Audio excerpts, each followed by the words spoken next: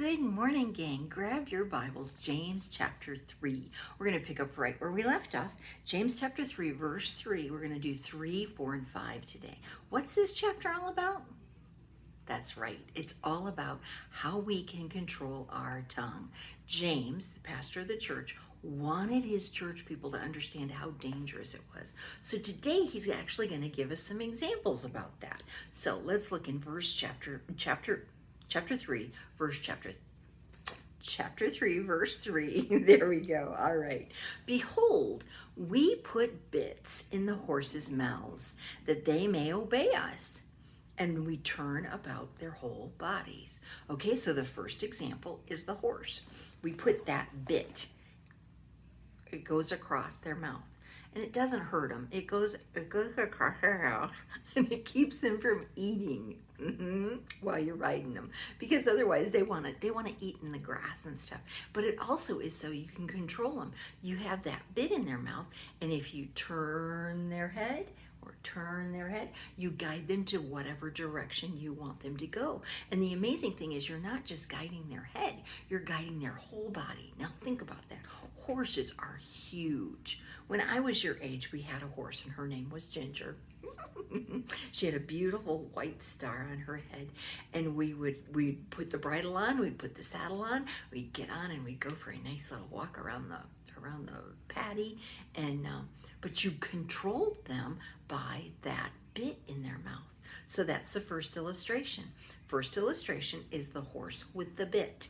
The horse with the bit. You might want to remember that. Second illustration, we find that in verse 4. It says, behold also the ships, which though they be so great, are driven of fierce winds, yet they are turned about with a very small helm, whithersoever the governor listeth.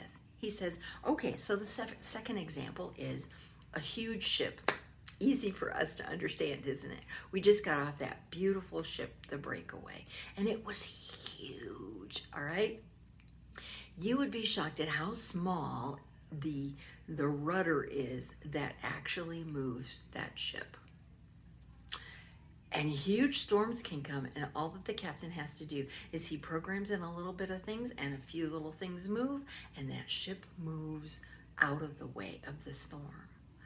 Just like that, it's exactly the same as the horse move with the bit in their mouth, moving their whole body. The little rudder or helm moves that whole huge ship. So the second illustration is the ship with the helm or the rudder. Now let's keep going. Verse 5. Even so the tongue is a little member, and boasteth great things. Behold, how great a matter a little fire kindleth. He says, our tongue is just like that bit in the mouth, or that helm, or the rudder on the ship. Our tongue is tiny compared to the rest of us. It's very small in comparison to the rest of me. And yet, it can do amazing things. It can ruin our life. It can ruin our reputation. It can hurt people. He says, how great a matter a little fire kindleth. It's like a little spark. And that little spark can turn into a raging fire that can take out thousands and thousands of acres of property. That's what our tongue does. We need to think about that. Well, that's going to be it for today. I want you to remember, though, there were 2 illustrations he gave us about the tongue. You tell me what they are. I love you. I hope you're having a great day. Bye-bye.